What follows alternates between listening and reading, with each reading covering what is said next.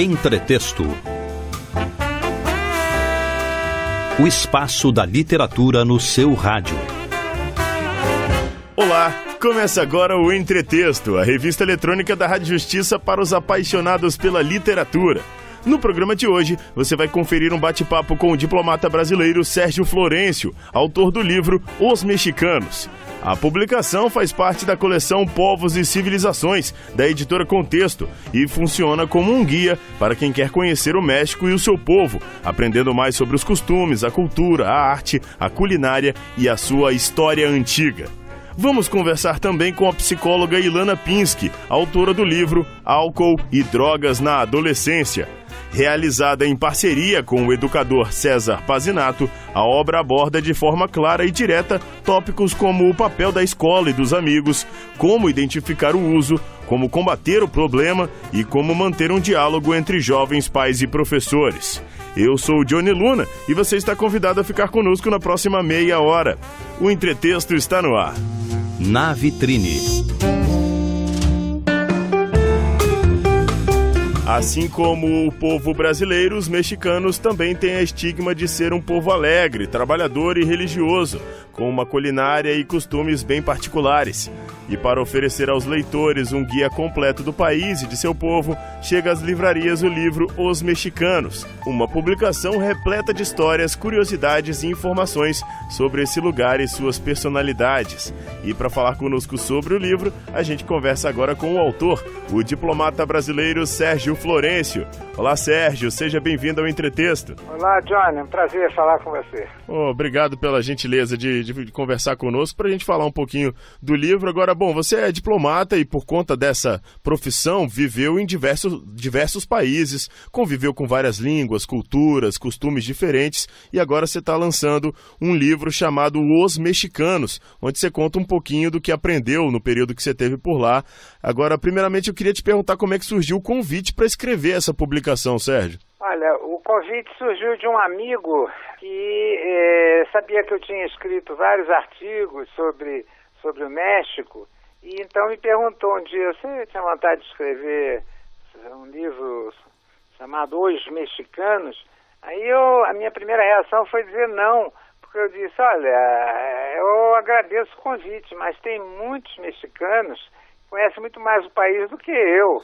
Aí ele me explicou, não, mas é uma coleção sobre povos e civilizações que dá sempre a visão de um brasileiro sobre outros povos. Aí eu disse, então eu aceito. E aí começou. Aí eu entrei em contato com a editora e começamos a trocar ideias e eu comecei a escrever o livro. Bom, Sérgio, o México é um país, assim, infelizmente eu não conheço pessoalmente, mas me parece que é uma nação muito peculiar, assim, repleta de cultura e de muita história para contar também, né? É verdade.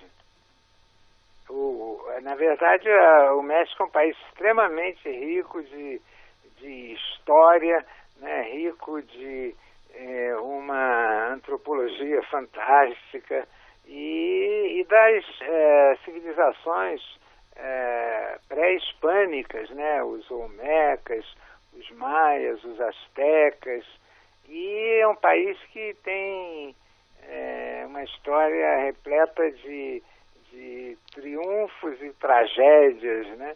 E que fascina o mundo todo por certos mistérios, como, por exemplo, o mistério da conquista, né? Que 800 espanhóis, liderados por Cortés, conseguiram em 2 anos, né, vencer e subjugar uma civilização de milhões de habitantes que eram os astecas, né?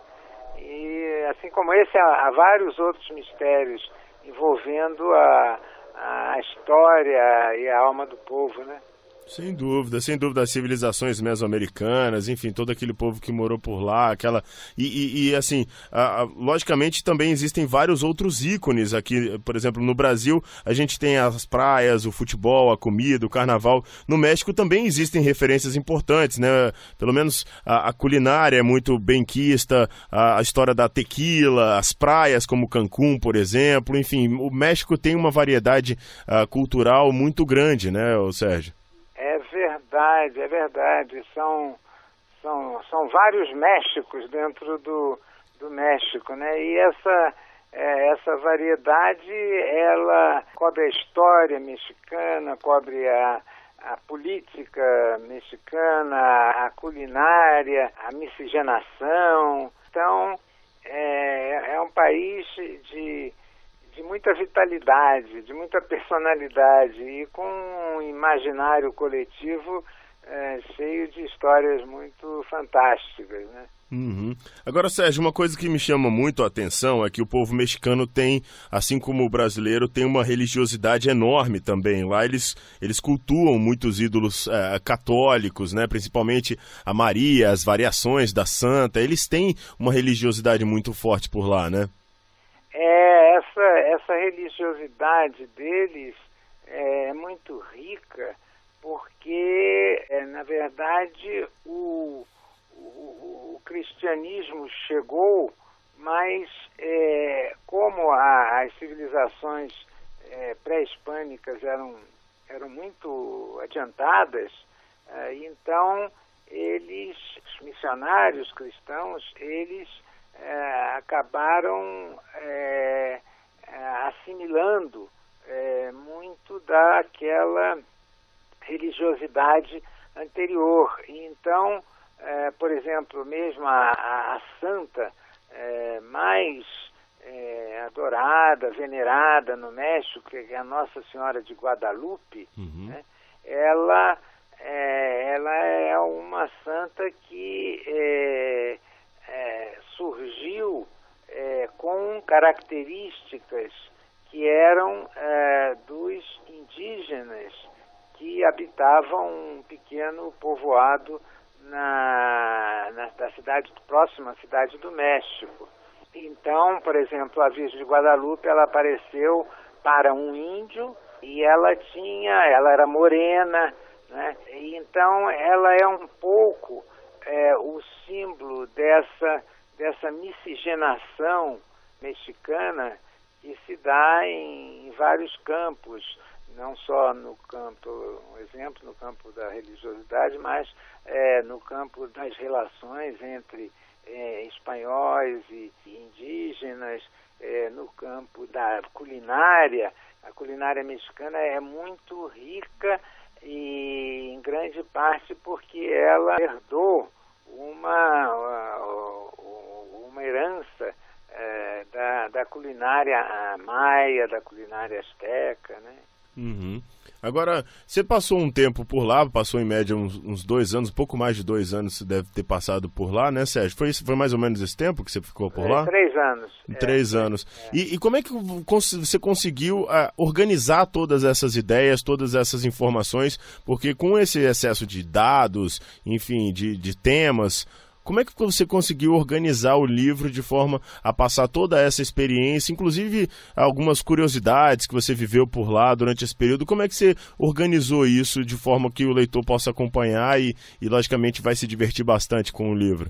Bom, primeiro porque antes de escrever o livro, eu sempre tive um certo fascínio pela história, né, mexicana. Por exemplo, alguns fenômenos históricos como a conquista, né, em que o invasor, o Cortés, né, chegou em 1519 no México e o grande soberano mexicano, que era o imperador Montezuma II, ele convida o Cortés para se hospedar no palácio. E aí isso é um fenômeno muito difícil de compreender, porque acabou contribuindo para a dominação espanhola, para a vitória do invasor, né? E outra figura também muito marcante nesse momento da conquista, que se deu de 1519 a 1521, é a figura da Malinte, que era a intérprete que o Cortés utilizou e que depois foi a amante do Cortés e que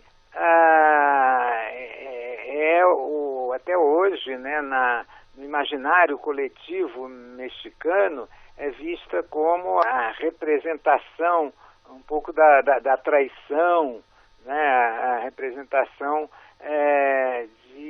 mas ao mesmo tempo, por várias outras pessoas, é vista como símbolo da miscigenação, que é tão importante na história mexicana. Então eu sempre me interessei por alguns momentos da história mexicana, como o momento da conquista, depois também o fenômeno da independência, que foi, diferentemente do Brasil, que a independência foi relativamente pacífica. No caso do México foi uma guerra de independência que durou muitos anos e que começou em 1810, acabou se concretizando em 1821 e também com uma história muito contraditória. Ela começa com um padre que se une aos indígenas e que se insurge contra os espanhóis e provoca um massacre. E aí, depois desse momento, em 1810, aí essa guerra da independência os espanhóis retomaram, digamos, não perderam o poder, e aí se prolongou, e só em 1821, finalmente, eles conquistam a independência, e quem proclamou a independência foi o general Iturbide, que era general do exército espanhol. Então, outra contradição aí. Depois, um outro momento que sempre me fascinou foi a Revolução Mexicana de 1910.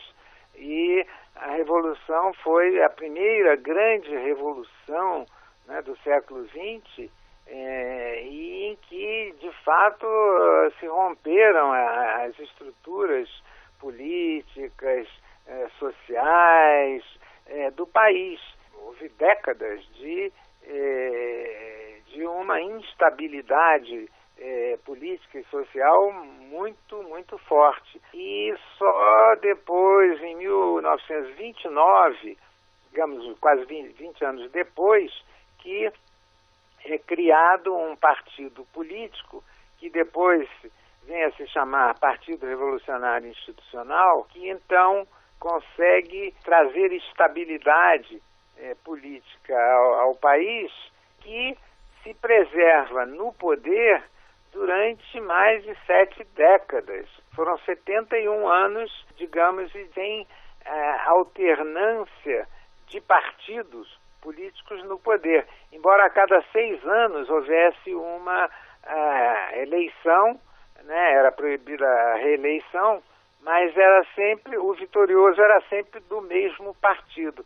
Então, essas coisas sempre me fascinaram muito, além de outros aspectos do país, né, como a culinária mexicana, a música, essa religiosidade tão forte, tão presente, né? O Dia de Muertos, né, que é uma coisa... Uma celebração, né? Enquanto no Brasil a gente está chorando os mortos, lá no México, o Dia de Muertos, eles estão lá celebrando a vida, a história, né? Que sem eles a gente não estaria aqui para contar, não teria história para contar, enfim, não prolongaria a história do ser humano, né? É isso mesmo. É curiosíssima essa celebração do Dia de Muertos, porque, na verdade, segundo os mexicanos, é o único dia que os mortos visitam os vivos. Uhum. E por isso, nas casas, eles fazem uma celebração, montam um altar com flores, com fotos, com tudo aquilo que os antepassados gostavam de ver quando vivos. Então, tem as comidas que eles mais apreciavam, as bebidas, a tequila, a cerveja, a Coca-Cola, e tem o pan de muerto, que eles chamam, que é um pão delicioso.